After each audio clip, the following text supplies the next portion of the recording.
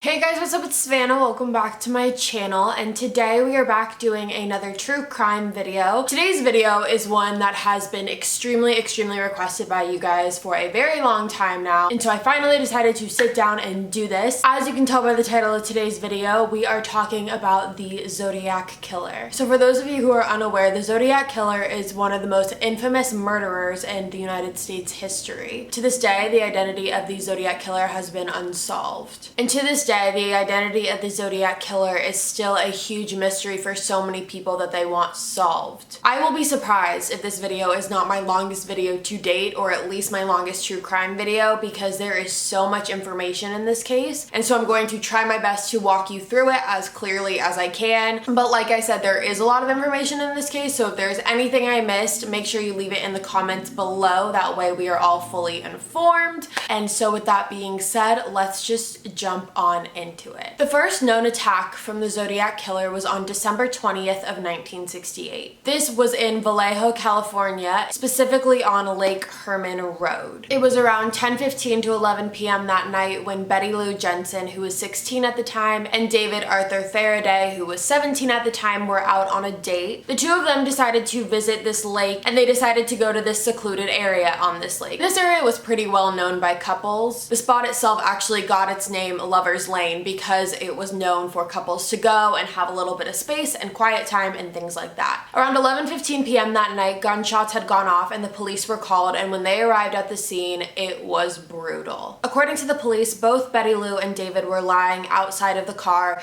David was half in the car, half out of the car, and he was shot in his face, and Betty Lou was found a couple feet away from the car, shot in her back. The police were able to come up with the theory that whoever shot Betty Lou and David had to come up from behind the station wagon that David was driving up to the driver's side of the car, and that is when he shot David point blank in the face. And when Betty saw this, she got scared and tried to run away, and that is when she received 5 gunshot wounds to her back. Before this incident, no one ever believed that this could happen in Vallejo. Everyone there felt super safe and nothing like this had ever happened. So when everyone in the town got word of these murders, fear came over everyone. The police were working really hard trying to figure out who could possibly have done something like this, but they were really left with nothing. They had no idea who could have done this. There were no witnesses around to see anything, and there was no DNA anywhere. 7 months after the murder of Betty Lou and David in a town called Blue Rock Springs, which was also in Vallejo, California, police were notified around midnight that shots had been fired. When police arrived on the scene, they immediately saw a man lying on the ground who had been shot in the face. Near him was a parked car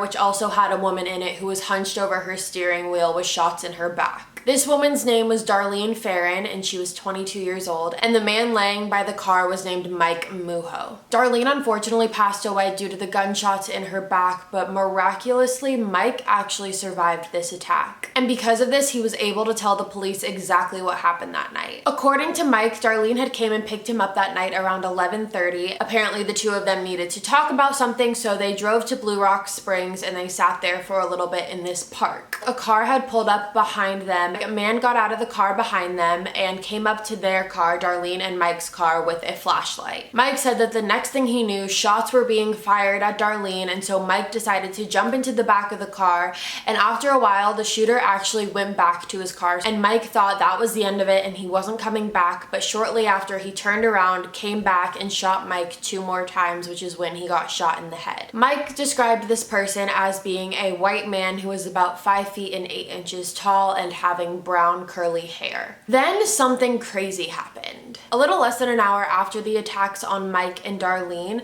the Vallejo Police Department actually received a phone call from a man claiming to be the person who committed this crime. This man also claimed to be the person who murdered Betty Lou and David about 7 months prior to this. Police quickly were able to trace back where this phone call came from, and they were actually able to figure out that this phone call came from a payphone just blocks away from the police department. So obviously, with the murder of Betty Lou and David and the murder of Darlene and the attack on Mike, there are many similarities in these cases. Both of them were couples who were driving in a car at a park late at night. Police were starting to think this wasn't a coincidence. The police went to the payphone that they traced the call back from, and there was no DNA evidence at all on it. But even with the theory of thinking that it was the same person who committed both crimes, with just a sketch and the phone call that had no DNA, the case kind of went cold because there wasn't a lot of evidence. So this is where things get crazy. So the two murders that I had just talked about to you guys were in Northern California. And in Northern California, there is a newspaper company called the San Francisco Chronicle. On August 1st of 1969, there was a letter mailed to the San Francisco Chronicle, which was directed to the editorial department. This letter was from a man who claimed to be the Vallejo killer,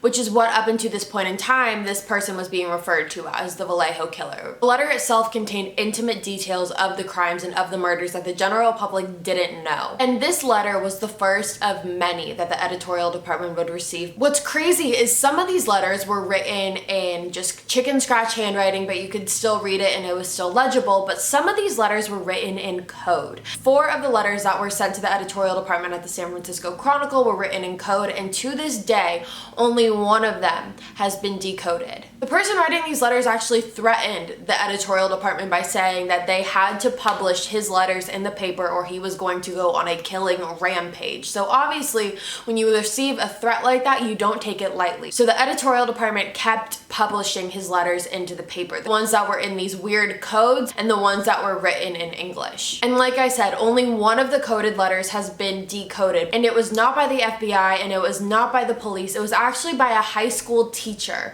named Donald Hartman and his wife Betty, who one weekend sat down and decided that they were not going to move until they decoded this letter, and they actually ended up doing it. The only letter that has been decoded was able to figure out what the motive is behind the killing. It wasn't even a motive that was really uncovered. So they were able to decode one letter, and they were able to figure out that it says, and I'm gonna look over here so I get it right, "I like killing because killing is the most dangerous thing in the world." Police were really able to figure out that this is all a game to this person. They love the chase and they love the thrill of it all. He finds these murders a spontaneous game. And like I said, the other 3 coded letters have never been able to be translated, but in his written English letters, this person has said that if these letters are translated properly, the police will be able to figure out his identity. But to this day, that still has not happened. Another thing about these letters is that it seemed to be a frequent thing that the person writing them would sign it with a circle and a cross in the circle. So I'll put the sign up here so you see it. If you're familiar with this case, you've definitely seen it before. And this symbol became used to identify the Zodiac and became the universal symbol of the Zodiac killer, which he self-named himself, by the way. In these letters, he started to call himself the Zodiac killer and signed his letters the Zodiac with that cross in the circle symbol. On September 27th of 1969 in Napa, California on Lake Berryessa, there was a boater out on the lake who had heard people crying, so he decided to follow the noise, and when he finally got to where the noise was coming from, the boater was actually able to find 2 people who had been tied up and stabbed.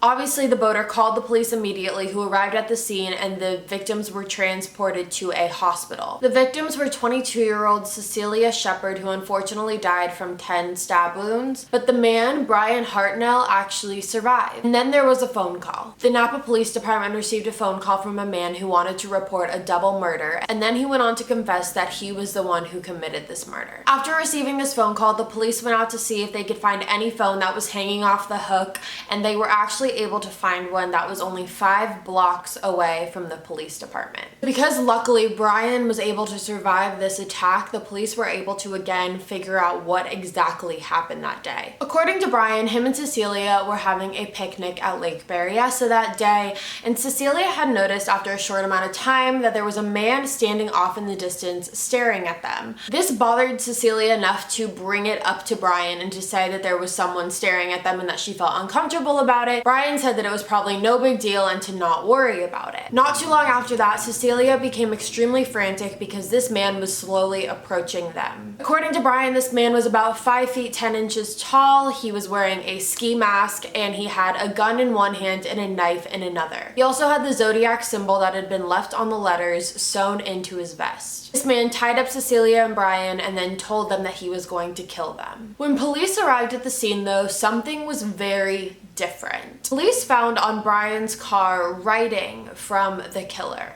And that might not make sense, but I'm gonna put the picture up so you see it. On Brian's car door, and I'm gonna look here so I get the dates right, this killer had written out 12/20/68, 7/4/69, as well as September 27th, 69, all in a row on the car, which were all the dates of the known killings. Above the killings, he wrote Zodiac, and under them, he wrote the time it was, which was 6:30, as well as by knife, which was obviously indicating the weapon he used during this specific attack. Fast forward now to October 10th, 1969. In downtown San Francisco, there was a taxi driver by the name of Paul Stine who had picked up a passenger. He picked up the passenger at the San Francisco Hotel and was told to drive about 10 minutes to Presidio Heights. Once Paul and the passenger arrived to the destination, that is when a gun was pulled on Paul Stine and he was shot in the head. Now, unknowing to the shooter, there was actually a teenage girl who lived across the street who saw the entire thing happen, and that is when her and her brother had called 911. When the police showed up at the scene, the girl was able to give a description of the man that she saw get out of the cab. She described him as about 5 feet 8 inches tall with a heavy build and a crew cut. The police were able to come up with a sketch of the man that the girl had described and then went around the area looking for anyone who looked similar to the sketch that they had come up with. And they actually did find a man who looked pretty identical to the sketch. The police then approached the man and asked if he had seen anything suspicious lately happen in the area, and the man actually said yes, but he referred to something completely unrelated to what had just happened, which was the shooting. So the police then let him go.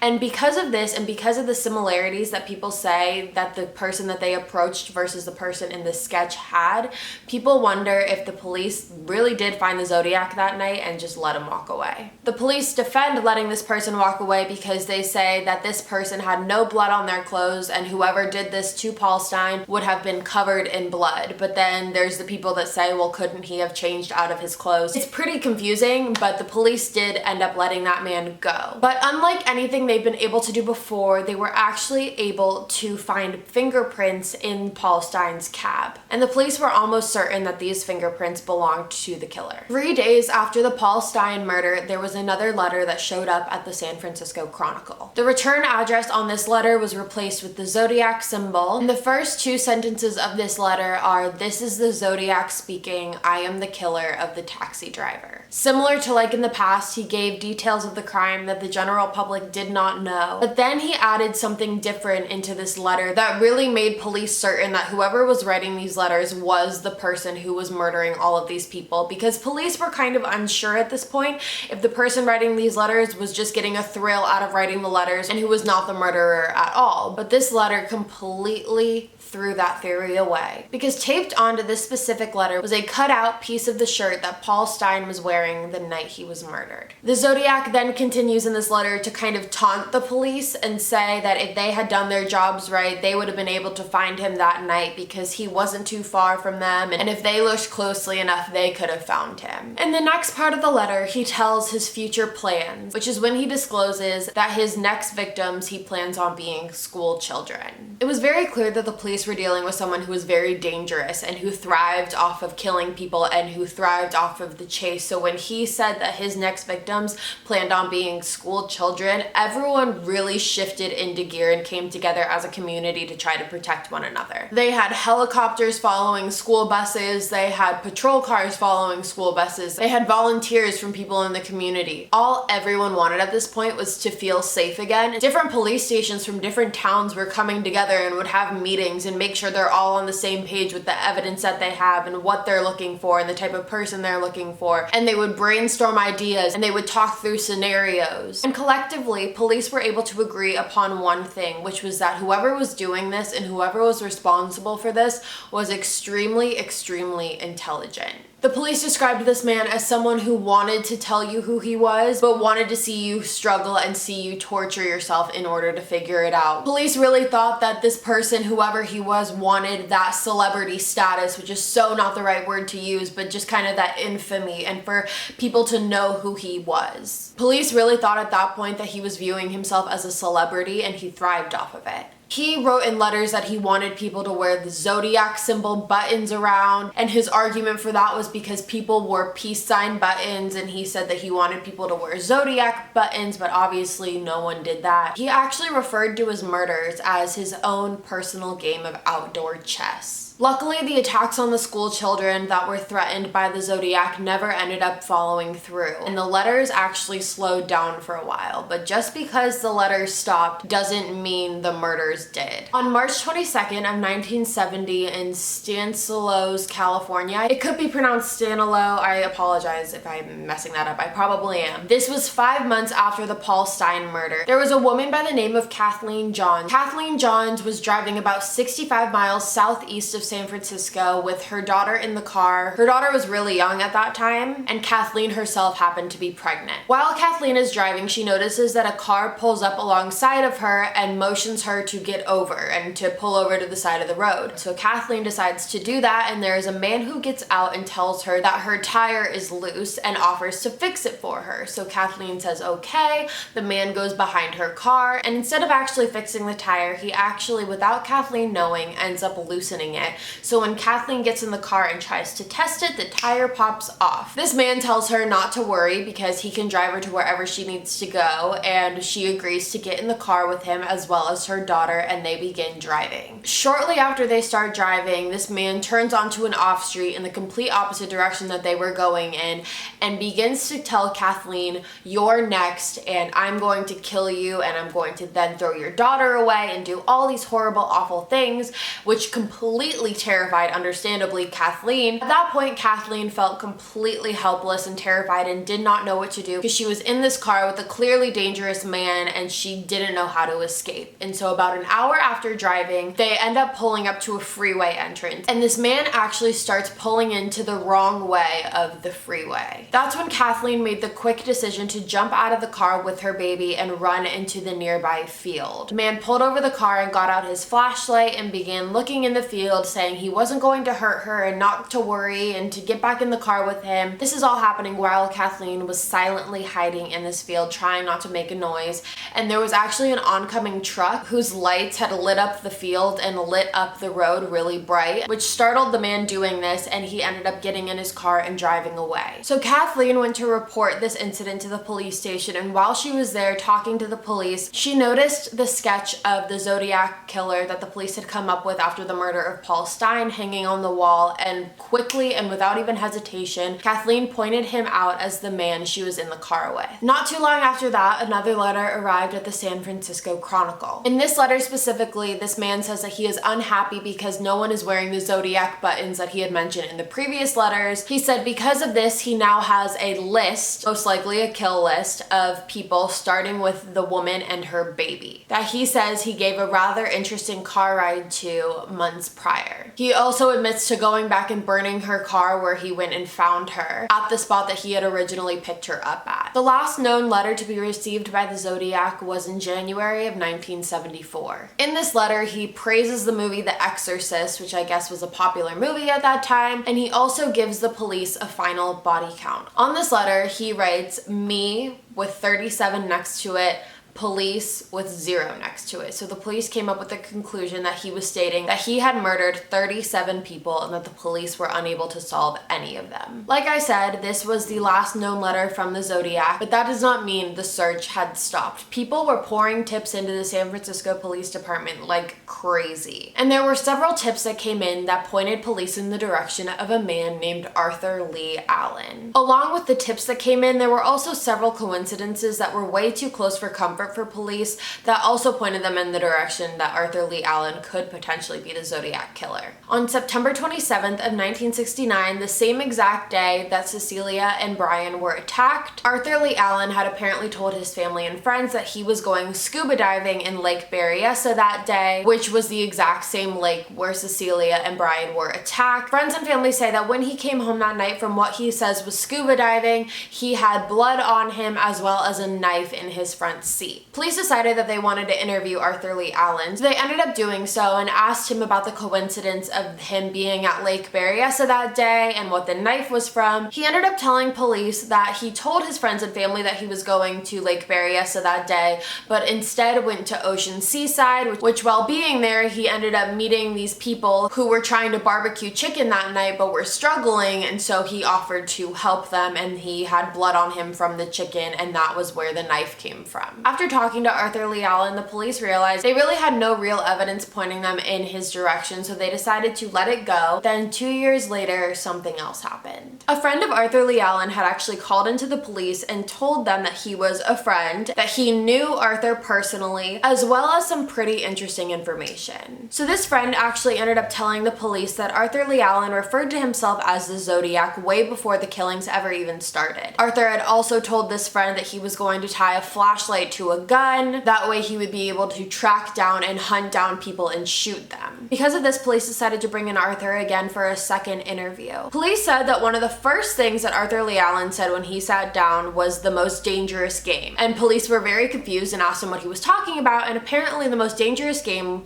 is the name of a book, which happened to be Arthur Lee Allen's favorite book. This book is about a man who dresses in all black and goes around hunting couples in the woods and killing them. This person in this book carries a knife and also carries a gun. And what's so crazy is that the most dangerous game, the name of the book, appears in the decoded letter, the only decoded letter that was able to be translated from the Zodiac killer. Arthur Lee Allen was also wearing a watch during this interview, and on the face of the watch there was a circle in the middle of it with a cross inside of it, and underneath it said Zodiac. Police also realized that Arthur Lee Allen fit the physical description perfectly. He was a white male in his 30s with a almost genius level IQ. So based on all this information that they came up with, the police decided it was enough to go ahead and search Arthur Lee Allen's house. Arthur Lee Allen lived in a trailer at the time, and when the police searched it, they found a bunch of small dead animals inside of his trailer. Parts of them had been dissected, some of them had been put in the freezer, they found knives covered in blood, but even with all of that, none of that evidence could directly link Arthur Lee Allen to any of the Zodiac murders. The police also asked Arthur Lee Allen if he would be willing to give any of his fingerprints so that way they can match them to the ones that were found at Paul Stine's crime scene.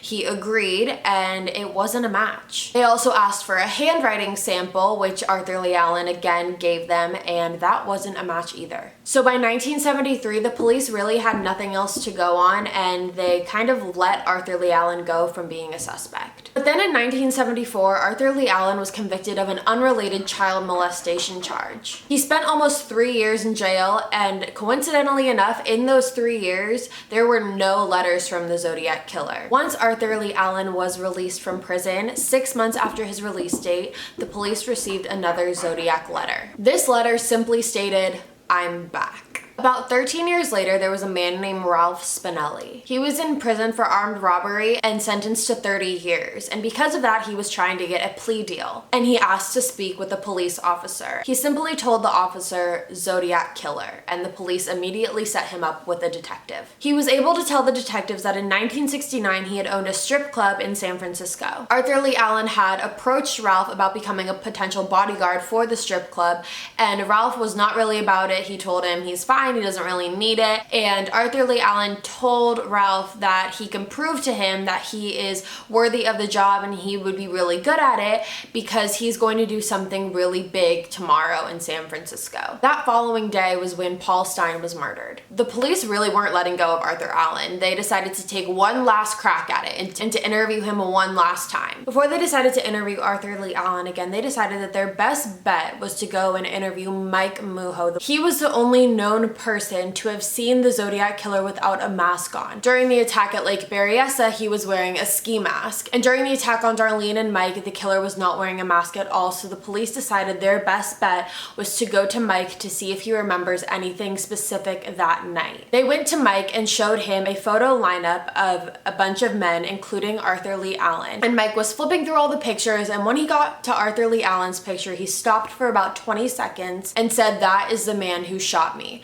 The police asked him how he could be so sure because it had been so many years after the attack, and Mike just simply responded with he would never ever forget that face. Because of the ID that Mike made on Arthur Lee Allen, the police had probable cause to search his home again, and when they did that, they found videotapes of people talking about the Zodiac killer, as well as many different formulas that would create bombs. And again, as odd as these findings were, and that's not something that normally people have in their house, the police didn't have any evidence linking Arthur Lee Allen to the Zodiac killer. And police even investigated Arthur Lee Allen again, and they brought up the Zodiac killer multiple times, and each time Arthur would simply say that he did not know what the police were talking about and he had no idea about the Zodiac killer. And the media specifically picked up on Arthur Lee Allen when the police decided to do the second search of his home, and one reporter in particular actually got to do an interview one-on-one with Arthur Lee Allen himself. She asked him multiple times if he was the Zodiac killer, and obviously he said no, and he said that he does believe there is a Zodiac killer out there and he's probably laughing at all of this right now. He also said that the identity of the Zodiac killer will probably never be identified until he decides to confess. So with the advances that technology has made over the years, people to this day are hoping that this case can be solved. And in 1992, there was a detective who was actively trying to close this case and solve it. His name was George Bauer, I believe is how you pronounce it. It probably isn't, I'm probably butchering it. And in 1992, August of 1992,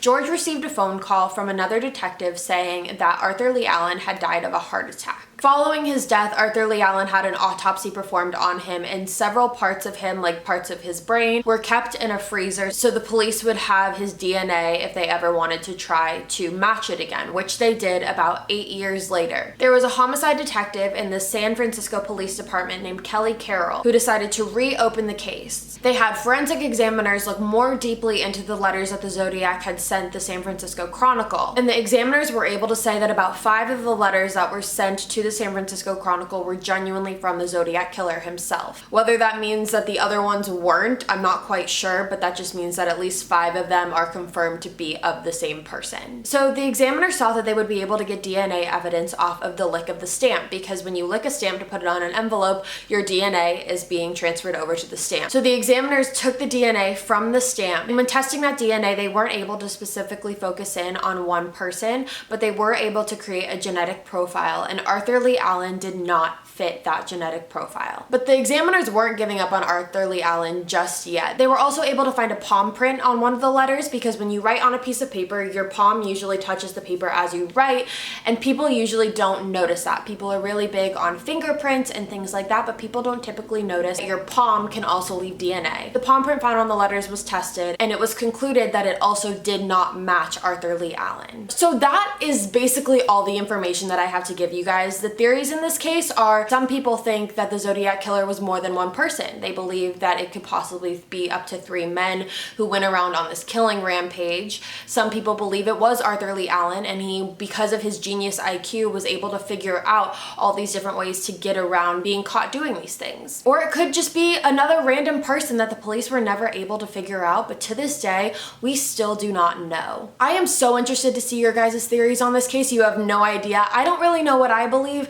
I really think there are so many coincidences with Arthur Lee Allen, but there's not enough evidence to prove it. So maybe he didn't do it, but maybe he did. Who knows? I want to know what you guys think about this case, so let me know in the comments below. Alright, you guys, that was the end of this video. I hope you enjoyed it. If you're new to my channel, hi, my name is Savannah. I make videos 3 days a week, Sunday, Tuesday, Thursday. You should subscribe, join the family. As always, all my links are going to be at the end of this video and in the description box below. I'll see you guys in a couple days with a new video. Bye, guys.